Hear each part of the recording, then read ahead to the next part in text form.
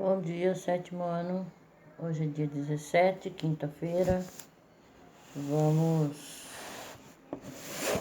dar início aí à unidade 3, que está na página 388 e está falando sobre o sistema imunológico, né? É o assunto do momento, né, pessoal? Por causa dessa pandemia aí que estamos vivendo, esse é o assunto do momento. Sistema imunológico. Então vamos ver um pouquinho aí como é que funciona esse sistema imunológico, tá? Nós vimos aí, né, nas outras unidades, vírus, bactérias, protozoários. Então agora esse sistema imunológico aí, qual é a reação que nosso organismo pode ter quando acontece da gente se contaminar por um desses fatores patogênicos, o que realmente acontece no organismo, tá?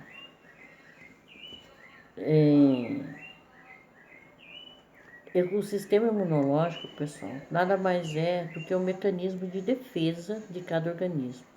Sempre que o nosso organismo percebe que tem a entrada de um corpo estranho, tá? Corpo estranho que a gente diz pode ser uma bactéria, um vírus, um protozoário, tá? Algo estranho ao nosso organismo, é natural que o organismo ele ative o seu sistema de defesa, tá? Para quê? Para combater esse corpo estranho. No organismo da gente existem várias células que são chamadas células de defesa, tá? São os glóbulos brancos, ou então também chamados de leucócitos, tá? Eles que formam esses glóbulos brancos ou leucócitos, como queiram, eles formam esse sistema de defesa do organismo, tá? Ou sistema imune, né? Sistema imunológico ou sistema imune. Vamos ver o que ele está dizendo aí nessa introdução aí do sistema imunológico. Depois de termos estudado alguns micro-organismos, vírus, bactérias e protozoários e parasitas pluricelulares, vermes, que podem causar doenças nos seres humanos, podemos nos questionar: o corpo humano não tem mecanismo de defesa contra elementos estranhos? Sim, existem células que protegem o corpo. Essas células destroem micro-organismos e outros elementos desconhecidos ao organismo, defendendo-o contra infecções. Essas células são chamadas de glóbulos brancos ou leucócitos e compõem o sistema de defesa do organismo, que é denominado sistema imunológico ou imune. Então aí ele só está dizendo, com outras palavras, o que eu acabei de explicar, né? Componentes do sistema imunológico. Então, todo o sistema de nosso corpo, eles são formados por diferentes órgãos, né? E todos os órgãos, eles são interligados, tá? Esses órgãos que nós temos no nosso corpo, interligados, eles vão formar esse sistema imunológico, tá? E esses órgãos, eles são formados totalmente diferentes, eles têm constituição diferentes, são tecidos diferentes, né? Eles podem ter células livres, que são os leucócitos, tecidos, né? Tecido diferente, como a medula óssea, né? Os órgãos linfóides, que é o timo, o baço. Então eles estão, e a localização também desse sistema que vai permitir a ação, que faz essa proteção contra esse agente estranho, né? Contra esse agente patogênico. Aí nessa página 338 nós temos aí um esquema de alguns componentes do sistema imunológico. Então nós temos lá, tonsilas e adenoide, tá? Linfônodos, vasos linfáticos, os linfônodos, novamente embaixo aqui. Não sei se vocês já ouviram falar, mas às vezes, se vocês perguntarem para os pais de vocês, eles vão dizer que sim. Uma pessoa fala assim, eu estou com íngua, tá? É normal esse tipo de coisa. É o que? É uma inflamação nos linfônodos, tá? Normalmente acontece nesses linfônodos embaixo do braço ou aqui perto na garganta mesmo, embaixo aqui do queixo aqui, tá? Isso é provocado, aparece essa íngua é o que? São tipo os nódulos que aparecem ali e eles ficam doloridos. Isso daí é o que? Nada mais é por causa de algum agente estranho, tá? Então, o organismo, para ele se defender desse agente estranho, às vezes produz tanto linfônodos que eles ficam visíveis e começa a doer, tá? Mas a íngua não é algo que vai prejudicar você. Isso é sinal de que seu organismo ele está se defendendo de algum agente patogênico que apareceu por ali, tá? Aí tem o timo, tá? Baço, apêndice, medula óssea, que está nos ossos mesmo, né? Nas células do osso, vasos linfáticos e linfônodos. Então, aonde tem esses linfônodos é que aparece essa íngua, tá? A pessoa fala assim, tô com uma íngua embaixo do braço, tô com íngua aqui no pescoço, ou estou com íngua na virilha. Esses são os locais. Por quê? Porque esses locais é onde tem os linfônodos e eles fazem essa defesa. Eles fazem essa defesa e vai depender da onde, qual região que você tem que está causando uma inflamação, aonde vai aumentar esses linfônodos, tá? E eles fazem a defesa. Então vamos ver o que ele está dizendo aqui, ó. Componentes do sistema imunológico. Os sistemas de nosso corpo, de modo geral, são formados por diferentes órgãos interligados. No sistema imunológico, contudo, podemos observar uma constituição bem diferente. Ele reúne células livres, leucócitos, tecido hematopoético, que é a medula óssea vermelha, e órgãos linfônodos, timo e baço, e está distribuído pelo corpo inteiro. Essa localização mais espalhada permite uma ação protetora contra agentes estranhos em qualquer parte do corpo. Então, ele está dizendo que eles são bem espalhados, né?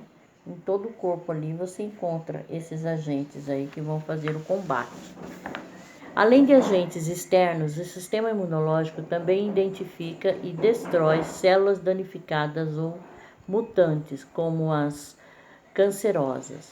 Também é responsável por rejeitar órgãos transplantados, identificar transfusões sanguíneas inadequadas, causar reações alérgicas e doenças autoimunes, tá? Então veja bem que o organismo humano ele tem vários tipos de defesa, tá? As células realmente chamadas de células que fazem a defesa do organismo são os linfócitos. Tá? Esses linfócitos, sempre que tem a presença de um corpo estranho no seu organismo, esses linfócitos eles aumentam bastante na corrente sanguínea. Isso daí é verificado num exame de sangue, chamado hemograma. Vamos ver isso daí mais à frente. Então, continuidade aí. Aí você tem aí, ó, dor de lado durante a prática de exercícios, comum em pessoas sem um bom condicionamento físico. Então, é normal a pessoa começar a fazer uma atividade física e nos primeiros dias ela sentir essa dor aí. Vamos ver o porquê que isso ocorre, né? Essa dor na realidade é a dor no baço, tá? Que a pessoa fala, tô com uma dor do lado, é no baço. Ele pode ser tanto do lado direito quanto do lado esquerdo que pode dar essa dor, tá? Vamos ver lá o que ele tá dizendo. Dor de lado, você já sentiu? Alguma vez, depois de praticar exercícios intensos como corrida, você já sentiu uma dor semelhante a uma pontada ou fisgada forte embaixo das costelas? Esse desconforto é conhecido como dor de lado ou dor do baço, sentido tanto do lado direito como do lado esquerdo, e pode ter diferentes causas, como fadiga do músculo, diafragma ou sobrecarga do baço.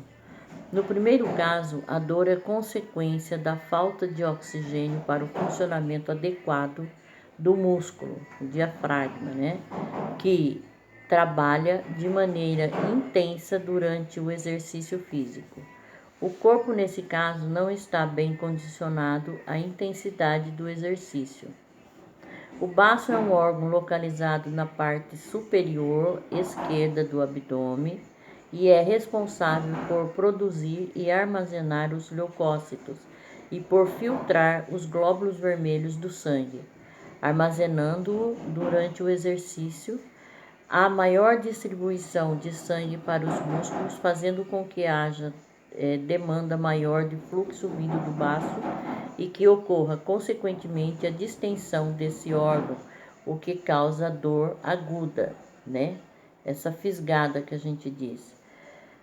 Para evitar a dor nesses dois casos, recomenda-se a prática regular de atividades físicas para que o corpo ganhe condicionamento. Além disso, recomenda-se alongamentos e aquecimentos antes dos exercícios. Tá?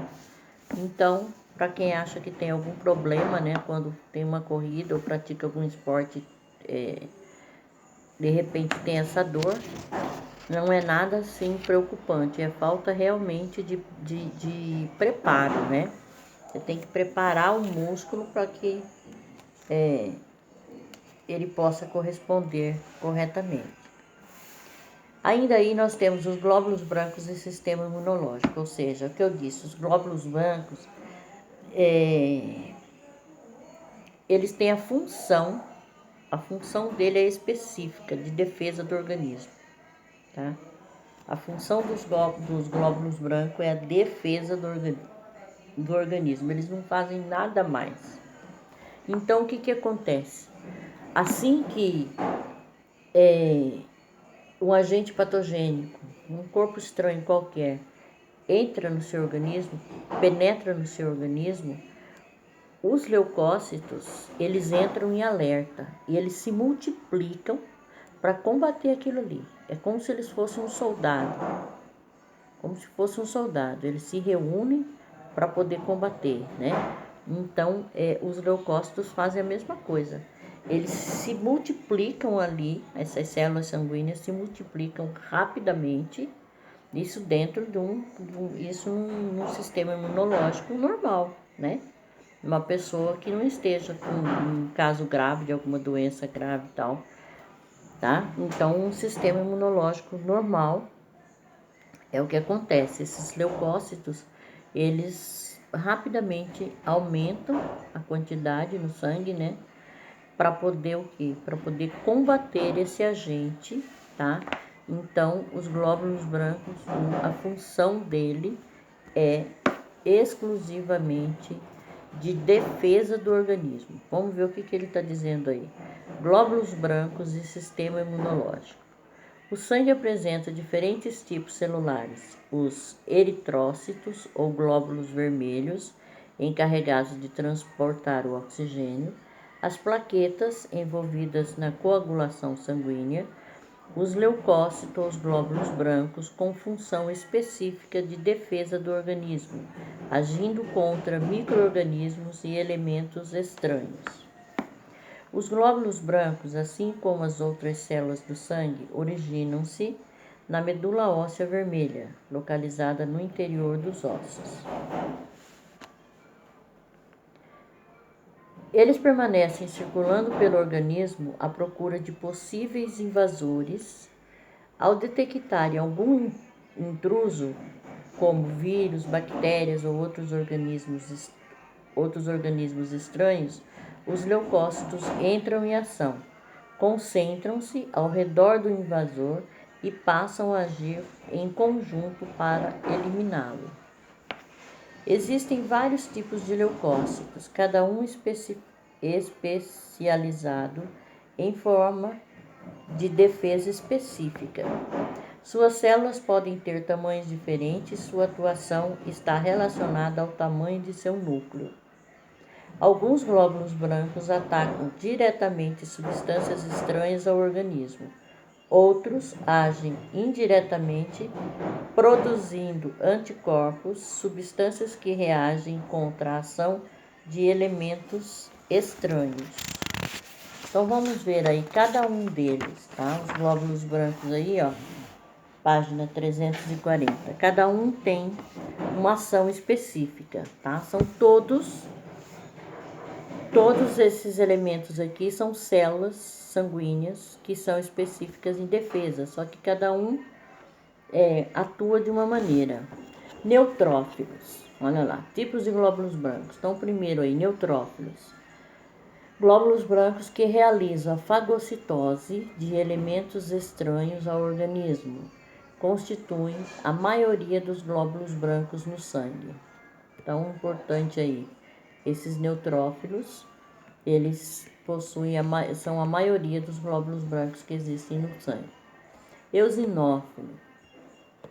Eosinófilo, pessoal, ele é específico para parasita. Se é um parasita, algum verme, tipo assim, se você tiver com alguma verminose, ascaridíase, qualquer verminose dessas que nós já vimos, quando o médico pede lá um exame de sangue, esse eosinófilo, que é um tipo de glóbulo branco, ele vai estar alterado, tá? Normalmente, o normal dele no sangue, ele é até 4 eosinófilo no máximo, ainda está normal. Acima de 4, ele já caracteriza a presença de um parasita. Pode ser um verme qualquer, tá? Aí, no exame de sangue, o médico que pegar o seu hemograma lá, ele olha, vamos supor, tá com 6 eosinófilos. Vamos fazer um exame de fezes, porque você pode estar com algum verme, tá? Então, é assim que funciona. Então, eosinófilo, glóbulos brancos com capacidade de defesa contra parasitas. Basófilos. Os basófilos, ele participam dos processos alérgicos, tá? Eles são encontrados em pequena concentração no sangue, mas sempre que você tiver com processo alérgico, ele aumenta, tá? Se tiver com processo alérgico, esse basófilo ele já aumenta. Então tá dizendo lá, ó, glóbulos brancos que participam dos processos alérgicos são encontrados em pequenas concentrações no sangue, tá? Então, o normal do basófilo é pequeno. Se ele tiver em grande concentração, já te diz um processo alérgico. Monócitos.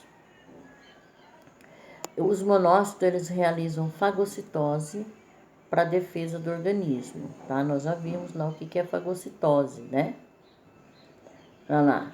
Então, monócito, glóbulos brancos que migram do sangue para os tecidos, onde se transformam em macrófagos, células que realizam fagocitose para a defesa do organismo.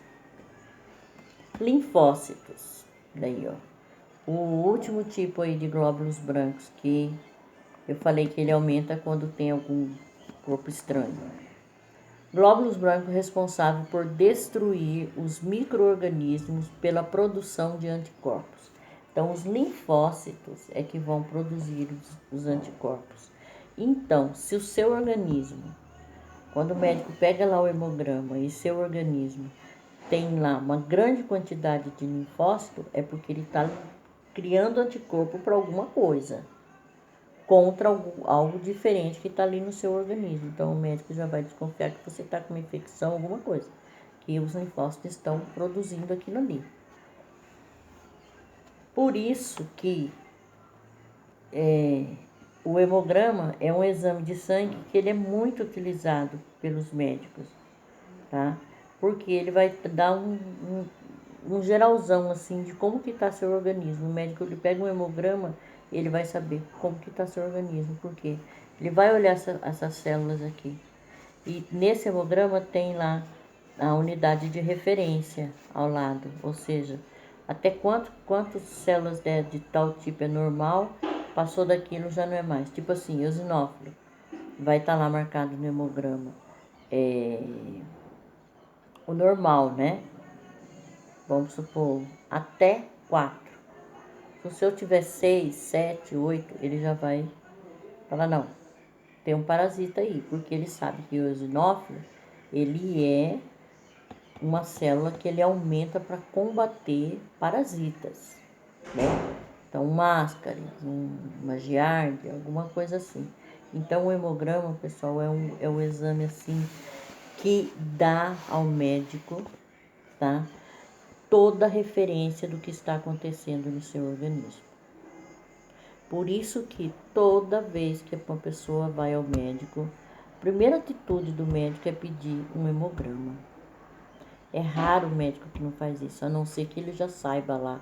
Não, tá aqui, a doença dela é essa. Não sei que você já trate de alguma doença tal, mas se você foi pela primeira vez, você está descobrindo o que acontece com você, o primeiro exame dele é um hemograma, porque o hemograma dá para ele ter um parâmetro de tudo que está acontecendo no seu organismo.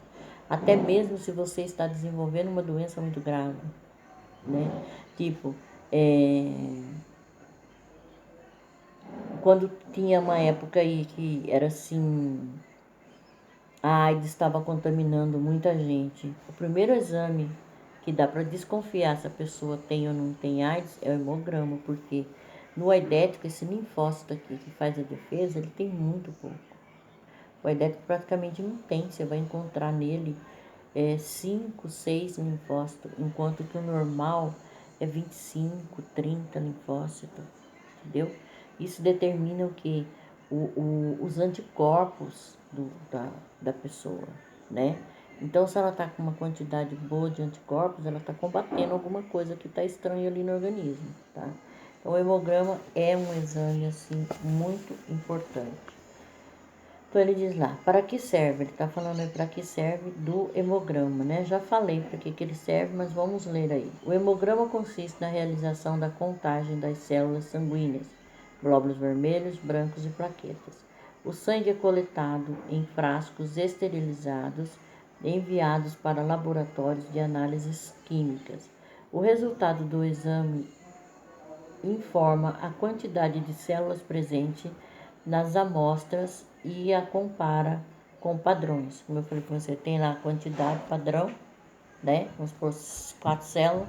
Se tiver mais do que isso, ele já vai saber que está acontecendo alguma coisa. O processo de contagem dos glóbulos vermelhos é denominado eritrograma. Nele é avaliada a quantidade de células vermelhas, hemácias, e de suas proteínas, bem como o tamanho e o peso, e a concentração dessas células no sangue. Outra parte do hemograma é o leucograma, que consiste na contagem de cada tipo de glóbulos brancos. Os médicos avaliam o resultado desse processo e, com base nele, podem diagnosticar algumas doenças infecciosas relacionadas ao sangue. Então, é importantíssimo para o diagnóstico, né? A contagem de plaquetas, outra etapa de um hemograma, revela se há algum problema de coagulação sanguínea. Veja ao lado exemplo de um hemograma completo. O valor referencial informado no resultado do exame indica valores considerados normais para que sejam comparados com o resultado do paciente. Com relação aos glóbulos brancos que acabamos de conhecer, os valores fora dos níveis normais podem indicar alguns problemas de saúde classificados da seguinte forma: leucocitose, quando o paciente apresenta valores acima do valor referencial, isso pode indicar geralmente uma infecção. Leucopenia, quando o paciente apresenta valores abaixo do valor referencial, que pode indicar uma deficiência na medula óssea, tá? Então, como vocês viram aí, esse hemograma, pessoal, é assim de suma importância. Na página 341, nós temos aí tipos de linfócitos.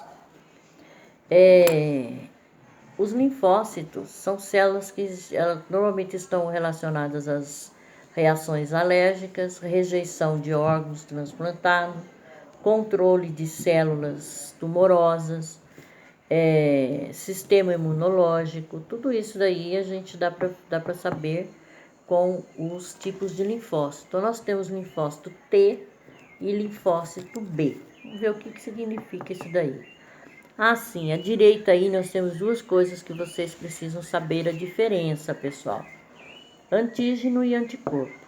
Antígeno é o quê? É qualquer elemento ou substância que é estranha ao seu organismo, que vai ativar o seu sistema imune, vai fazer com que seu organismo ative as células para defesa do seu organismo. Isso é o antígeno. O anticorpo é a proteína que é específica para agir somente sobre aquele elemento ou aquela substância que é estranha, né, ao seu organismo. Então, esse é o anticorpo, tá? Então, vamos ver o que ele diz lá, tipos de linfócitos. Os linfócitos são células envolvidas com as reações alérgicas, a rejeição a órgãos transplantados, controle de células tumorosas e a regulação do sistema imunológico. Células precursoras dos linfócitos são levadas pela corrente sanguínea e órgãos linfáticos, linfônodo, baço e timo, para sua maturação. Quando solicitados, deixam esses locais e novamente, através de corrente sanguínea, deslocam-se para defender o organismo. Dependendo do local de sua maturação, os linfócitos podem ser classificados como T, quando passam pelo timo, ou B, quando se tornam maduros nos mamíferos, em tecidos linfóides encontrados na parede do intestino, no apêndice vermiforme e nas amígdalas. Os linfócitos T reconhecem os antígenos e se multiplicam. Ele diz lá, reconhece os antígenos, não esqueça que esse antígeno é o quê? Eles reconhecem o agente estranho que está lá no organismo. Do mesmo modo, os linfócitos B também reconhecem os antígenos e multiplicam-se, mas se diferenciam e formam os plasmócitos, células que liberam no sangue grande quantidade de anticorpos. Existe ainda uma relação entre eles. O linfócito T é responsável pela ativação do linfócito B. Então, pessoal, o importante para vocês aqui é vocês saberem que existem vários tipos de linfócito, tá? Linfócito T, linfócito B, para vocês terem um maior entendimento sobre isso aqui. Quem vai fazer área de saúde depois vai ter um bom entendimento aí, ou então lá no ensino médio na biologia, tá? Para mim, importante é que vocês sabem que existe tipos diferentes de linfócitos, o que são antígenos e o que são anticorpos, tá?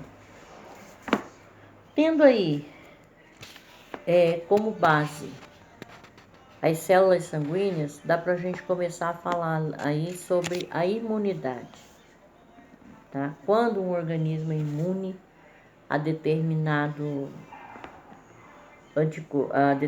antígeno, tá? Mas isso daí nós vamos deixar para falar sobre isso na próxima aula, tá? Nossa próxima aula vai ser amanhã, primeira aula, pessoal. Então, amanhã nós teremos a primeira aula. Então, nós vamos falar aí sobre imunidade, tá? Por hoje é só isso. Beijo a todos, fiquem com Deus.